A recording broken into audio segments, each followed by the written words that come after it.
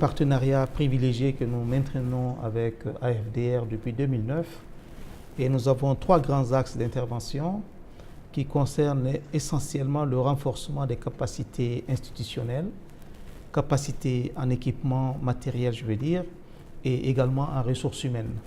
Dans ces 3 axes, nous avons compris que AFDR était un partenaire clé dans toutes nos opérations, d'abord à commencer dans la région nord du pays. Et actuellement, nous faisons recours aux compétences de AFDR pour nous aider à combler les gaps que nous avons dans notre projet à travers tout le pays.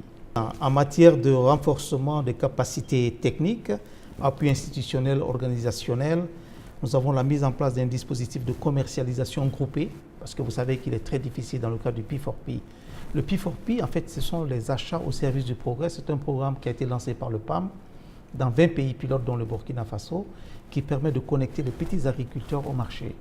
Alors, pour qu'ils soient compétitifs, il faut un contrôle de qualité, il faut des moyens de stockage, il faut également accès au crédit.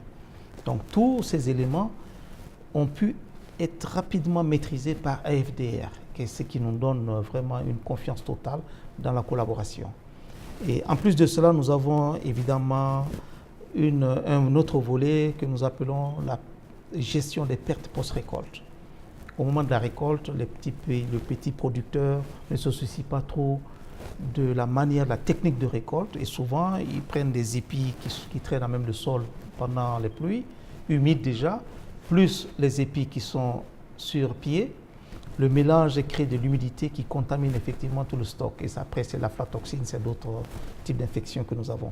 Et nous avons essayé de former à travers AFDR beaucoup de paysans, beaucoup de petits producteurs qui aujourd'hui peuvent réduire le niveau de perte qui initialement était souvent plus de 30-40% à moins de 2% aujourd'hui. Mais donc, avec AFDR, cela a été possible. Ce qui est juste pour vous dire le type de collaboration que nous avons dans le cadre du renforcement des équipements et renforcement en matière institutionnelle également.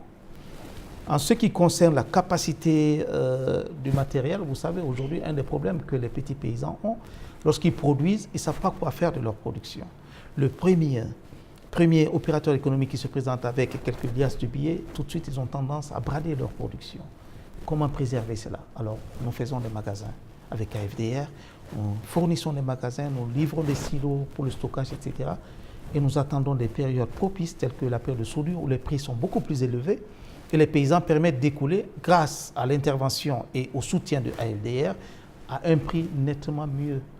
Et cet argent qu'ils vont récolter au bon prix pour les paysans leur permet de faire face à la prochaine campagne agricole et en même temps à leurs besoins de base, éducation, santé, cérémonies, événements sociaux, etc. Ce qui les évite de brader leur production et après être dans la précarité pendant la période difficile de soudure. Ça, si AFDR n'était pas sérieux, on a essayé avec beaucoup de partenaires dont je vais taire les noms et les sigles ici, mais où on ne veut plus jamais traiter avec eux.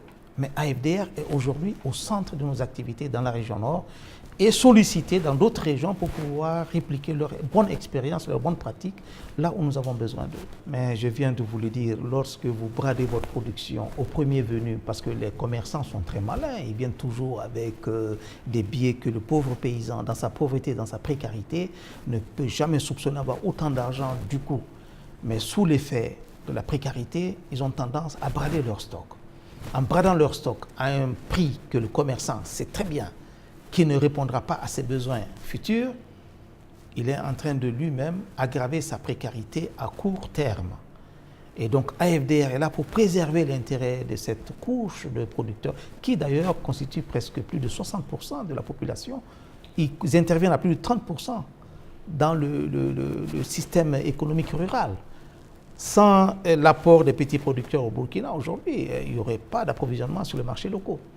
Et donc AFDR permet de réguler ce système-là et de donner un meilleur futur, non seulement aux petits paysans, mais aussi un approvisionnement durable des marchés que les consommateurs, vous et moi, sommes heureux d'aller au marché, d'acheter ce que nous voulons, ce dont nous avons vraiment besoin avec le peu d'argent que nous allons avoir. Donc ça, je pense que ce n'est pas du tout un tabou. C'est clair qu'avec AFDR, on arrive à atteindre ce genre de résultats. Et ça, nous sommes très satisfaits. C'est ça la mission du PAM. Lutter contre la faim et changer la vie des populations qui vivent dans l'insécurité alimentaire et nutritionnelle. Elle va s'adapter aux changements que nous souffrons nous-mêmes. Parce que vous savez qu'en 2008-2009, pourquoi le PAM a eu un changement historique? En 2008, c'est parce qu'il y avait tellement de crises économiques, crises alimentaires, il y avait tellement de crises que finalement, on a dû trouver de nouveaux outils pour nous adapter au changement mondial.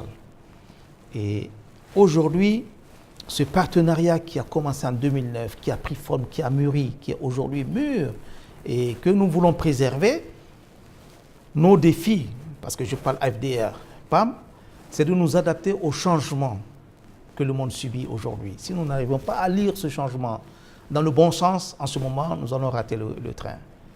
Et ce changement veut dire quoi? Demain, si aujourd'hui nous avons des problèmes de financement, ça fait partie du changement.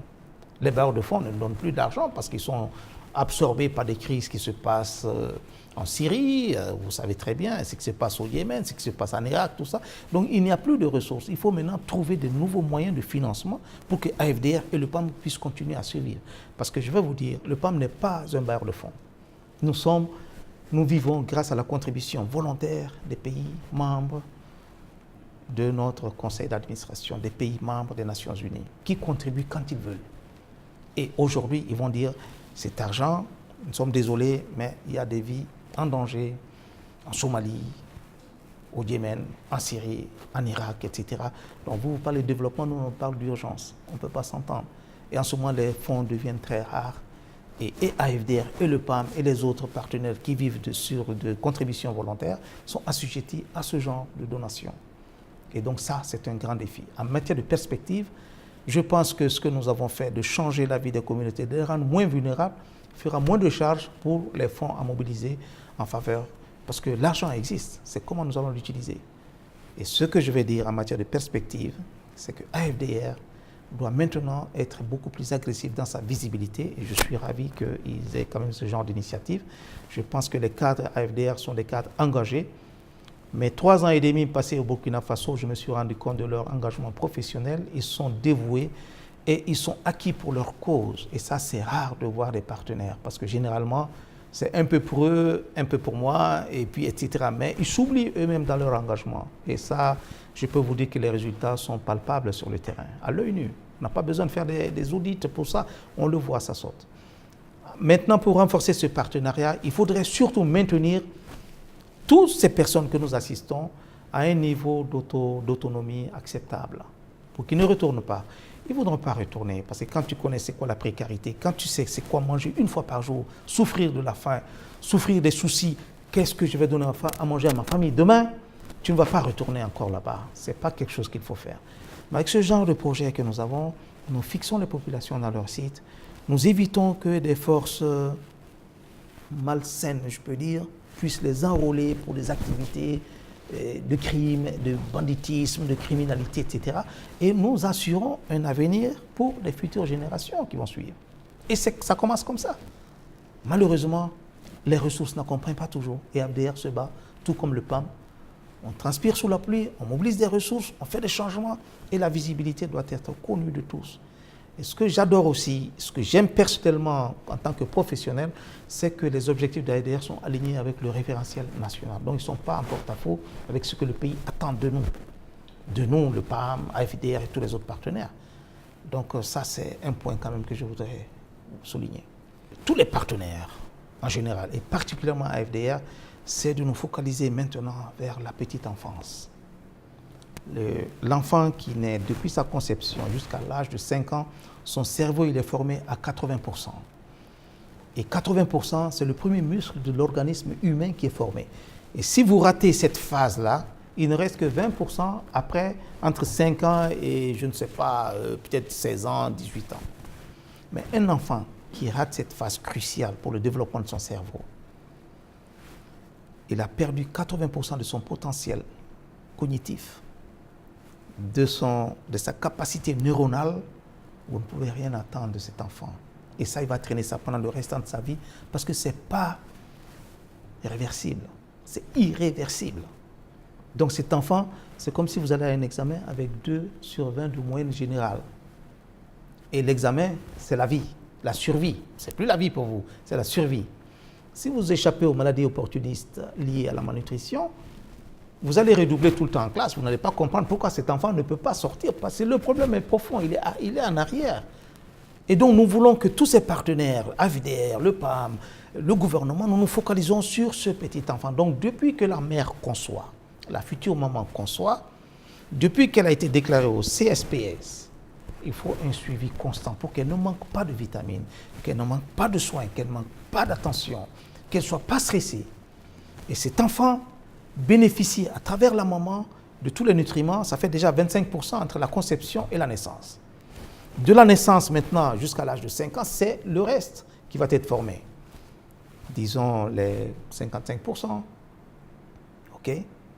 Donc, avec cela, il faut qu'on soit sûr et certain que cet enfant va jouir de toute sa capacité neuronale pour après faire des mathématiques supérieures, de l'astronomie et compétir avec les générations du monde entier.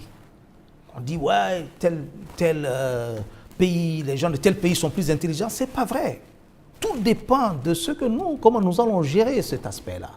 Et je crois que la façon dont AFDR a changé la vie, c'est le tremplin, c'est vraiment l'environnement idéal pour continuer cette sensibilisation et arriver à la formation de nouvelles générations mieux outillées contre le sous-développement. Et ça, c'est mon message très fort. Et sans cette raison, mais malheureusement, c'est un travail d'humilité. C'est un travail que vous allez faire, vous n'allez pas voir les résultats. Si aujourd'hui on doit travailler, les pays émergents, le Brésil l'a fait, la Corée du Sud l'a fait, l'Inde l'a fait, la Chine, ce sont des pays émergents aujourd'hui. Quand est-ce que l'Afrique va se réveiller? C'est à travers le partenariat stratégique que nous allons commencer à faire ce travail-là. On est en retard. On a un demi-siècle de retard. On est béni parce qu'on est sur un climat favorable. Ce n'est pas des neiges qui tuent, c'est pas... Bon, on a souvent des calamités à cause des changements climatiques, ça se comprend. On a de la matière première. OK? Alors, ce qu'on veut, ce sont des générations de génies pour gérer tout cela et pour soulever encore le continent et qu'on soit aussi leader dans le monde. Et ça, on ne peut pas le faire avec des paroles. Il faut des actions qui accompagnent. Le gouvernement a déjà tracé les lignes politiques pour le faire. Des stratégies nationales existent. On connaît la solution à ce problème, alors appliquons-la.